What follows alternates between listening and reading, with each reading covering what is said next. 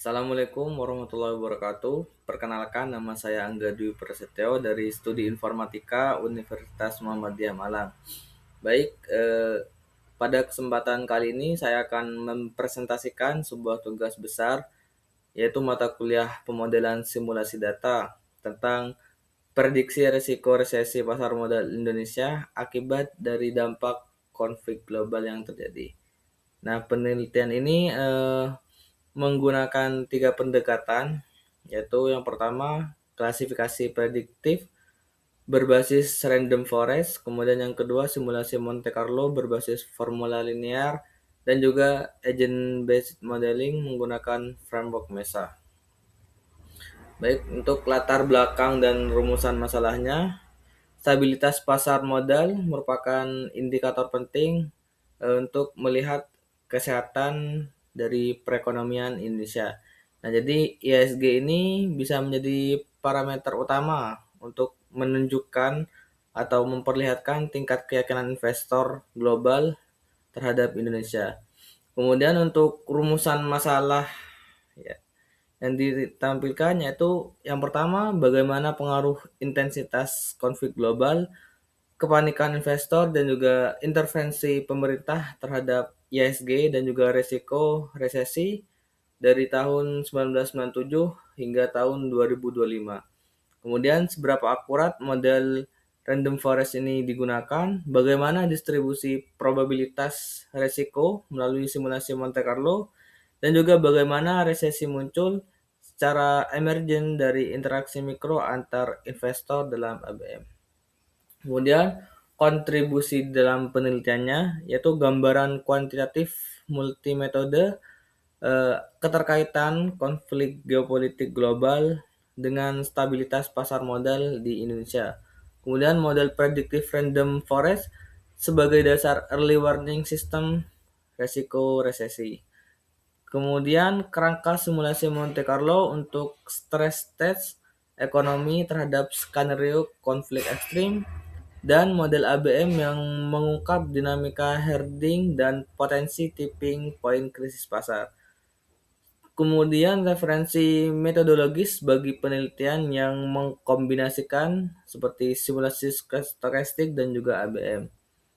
Kemudian untuk dataset dummy dan juga statistik deskriptifnya, nah dataset ini disusun secara sintesis namun realistis berdasarkan histori yang terjadi pada pasar modal dan juga makro ekonomi Indonesia pada periode tahun 1997 hingga 2025 yang berjumlah 348 observasi bulanan dengan 12 atribut, yaitu ada debt, pest, war anxiety, fair investor, government intervention, interest rate, interest person, inflation person, foreign capital outflow, USD billion, ESG, dan sebagainya. Nah, jadi rata-rata recession risk historis adalah 0,441 dengan proporsi recession flag sebesar 23%, mencerminkan episode krisis besar seperti tahun 1997 sampai 1998, 2008, dan juga 2020. Kemudian untuk desain penelitian 3 tahap berurutannya, yaitu penelitian ini menggunakan pendekatan kuantitatif eksperimental multimetode yang dijalankan secara berurutan. Hasil tahap sebelumnya menjadi dasar penentuan parameter tahap selanjutnya, membentuk satu kerangka analis yang koheren. Jadi hasil future important random forest ini menjadi dasar bobot formula Monte Carlo. Pola perilaku pemerintah atau investor pada data historis menjadi acuan dari aturan perilaku agen terhadap ABM. Nah, jadi tahap pertamanya itu random forest, kemudian untuk tahap keduanya itu Monte Carlo, dan tahap ketiganya ABM. Kemudian untuk hasil klasifikasi dan juga future importantnya, model random forest ini dilatih dengan 8 fitur input dan mencapai akurasi sekitar 97,14%. Kelas tidak resesi memperoleh precision 0,97 dan recall 1. Nah, kelas resesi ini memperoleh precision sempurna namun recall 0,83. Jadi terdapat dua fase negatif dari 12 data aktual resesi, tanpa satupun fase positif. Dari 58 aktual tidak resesi, seluruhnya diklasifikasikan benar. Kemudian untuk simulasi Monte Carlo-nya, yang mana dijalankan sebanyak 1000 iterasi, membangkitkan 3 nilai acak dan distribusi seragam, war, intensitas konflik, juga fear, kepanikan yang ada di investor, dan government, intervensi dari pemerintah. Kemudian skor resiko resesi yang dihitung menggunakan formula linear recession, yaitu risk nilainya 0,5, kemudian time war ditambah dengan time fear. Nah, jadi bobot-bobot ini diturunkan secara proporsional dan hasil future important random forest, di mana war anxiety dan faktor arus modal atau kepanikan yang terjadi di investor terbukti dominan, sementara government intervention konsisten untuk menekan risiko. Kemudian arsitektur ABM yaitu 200 agent dan juga jaringan small world. Jadi model ABM ini dibangun menggunakan model MESA 351 yang terdiri atas kelas investor agent dan juga market. Nanti populasi 200 agent investor ini terhubung melalui jaringan sosial small world. Jadi setiap agent ini memiliki risk tolerant heterogen sentimen yang diperbarui setiap langkah dan waktu. Setiap langkah, waktu, dan invested yang berubah sesuai keputusan dari buy, hold, dan sell-nya. Nah, jadi intensitas konflik global mengikuti kurva Gaussian eskalasi dan juga deskalasinya dengan menghitung waktu puncak dibangkitkan acak. Intervensi pemerintah bersifat reaktif terhadap drawdown pasar periode sebelumnya. Kemudian skenario eskalasi konflik yaitu crash emergent. Jadi pada skenario tunggal eskalasi konflik global ini, war anxiety ini memuncak pada bulan ke-38 dengan intensitas 0,9. Gulf intervention meningkat dengan jeda mengikuti tekanan pasar, memuncak 0,75 pada bulan ke-50, mencerminkan sifat reaktif kebijakan pemerintah yang konsisten dengan data historis yang ada di IHSG.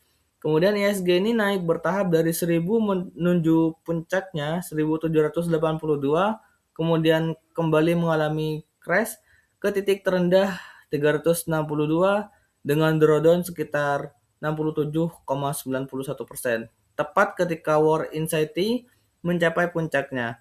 Nah, penurunan ini merupakan konsekuensi dari ratusan keputusan sell yang dibuat oleh individual ataupun company-company besar yang menyebar melalui jaringan sosial, bukan dari hasil formula makro secara langsung. Kemudian ada Ensemble 300 simulasi, tipping, dan juga poin bimodalnya. Nah, Ensemble 300 simulasi acak ini waktu puncak konflik dibangkitkan berbeda setiap simulasi. Nah, menunjukkan 76% skenario memicu resesi. Temuan yang paling menarik adalah distribusi yang bimodal. Nah, jadi mayoritas simulasi mengelompokkan pada risiko yang sangat rendah. Kemudian konflik tidak cukup insentif sehingga memicu herding kolektif dan risiko tinggi sekitar 0,7 sampai 0,85. Konflik melewati titik kritis dan memicu penyebaran kepanikan secara luas.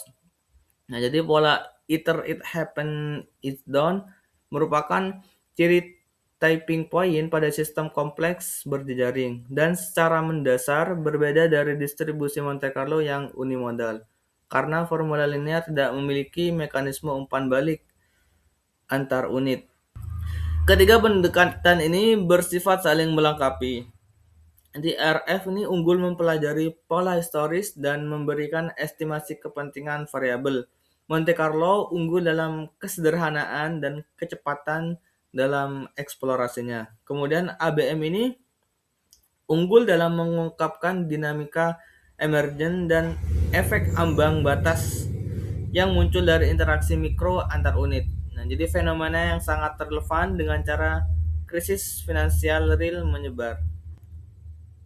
Kemudian eh, pembentukan untuk tampilan di dashboardnya ada 3 gambar. Yang pertama itu pembentukan resilience dan profil stresor harian. Yang pertama pada gambar ini terdapat 2 grafik. Grafik yang sebelah kiri menunjukkan perubahan resiliensi pada setiap skenario. Terlihat pada coping preventif ini menghasilkan peningkatan resiliensi paling tinggi sekitar 0,84, sedangkan tanpa intervensi justru mengalami penurunan. Nah, hal ini menunjukkan bahwa latihan coping secara rutin dapat meningkatkan kemampuan seseorang dalam menghadapi stres. Grafik sebelah kanan menunjukkan stresor harian yang diterima oleh semua skenario. Nah, jadi karena semua skenario menerima tingkat stres yang sama, maka perbedaan hasil disebabkan oleh metode intervensi yang digunakan. Untuk gambaran kedua yaitu hasil perbandingan antara 4 skenario-nya. Nah, jadi gambar ini membandingkan hasil dari 4 skenario, yaitu coping preventif memberikan hasil terbaik karena memiliki resiliensi tertinggi dan tingkat kecemasan yang paling rendah. CBT reaktif juga mampu mengurangi kecemasan dibandingkan tanpa intervensi. Sementara itu, distorsi kognitif tinggi menghasilkan kondisi terburuk karena terjadi episode breakdown dan beberapa hari dalam kondisi yang kritis. Kemudian untuk gambar yang ketiga, gambar ini merupakan ringkasan hasil simulasi. Tanpa intervensi, kecemasan terus meningkat. CBT reaktif cukup efektif menurunkan kecemasan, tetapi hasil terbaik diperoleh pada coping preventif karena mampu meningkatkan resiliensi dan hampir menghilangkan kondisi kritis. Sebaliknya pada distorsi kognitif tinggi, intervensi standar belum cukup efektif sehingga diperlukan penanganan yang lebih kuat dan lebih baik. Nah, jadi untuk beberapa kesimpulannya, konflik global sebagai pendorong utama ini, analisis eksploratifnya menunjukkan hubungan negatif antara intensitas konflik global dan juga IHSG, serta hubungan positif antara kepanikan investor dan juga risiko terjadinya resesi. Nah, gejolak geopolitik global ini berdampak nyata terhadap stabilitas pasar modal domestik Indonesia. Kemudian random forest ini memiliki akurasi yang sangat tinggi, sekitar 97,14%. Jadi model ini berhasil mengklasifikasikan kondisi resesi dan non-resesi dengan akurasi yang tinggi. Dan Monte Carlo distribusi unimodal, simulasi yang dilakukan 1000 iterasi menghasilkan rata-rata resesi sekitar 0,29 dengan distribusi unimodal mendekati normal. Kemudian ABM, crash emergent dan tipping point, skenario tunggal yang menghasilkan crash emergent dengan drawdown sekitar 67,91% dan resiko puncak mencapai 0,8. Ensemble 300 simulasi menunjukkan 76% skenario memicu resesi dengan distribusi bermodal. Kemudian implikasi kebijakannya, kebijakan mitigasi yang hanya mengandalkan model linear berisiko meremehkan kemungkinan crash mendadak ketika kondisi pasar melewati titik krisisnya. Nah, jadi intervensi pemerintah secara konsisten berperan penting sebagai faktor penekan risiko pada ketiga pendekatan. Reaktivitas dan ketepatan waktu intervensi menjadi kunci. Terima kasih. Mungkin cukup sekian presentasi dari saya. Kurang lebihnya mohon maaf. Wassalamualaikum warahmatullahi wabarakatuh.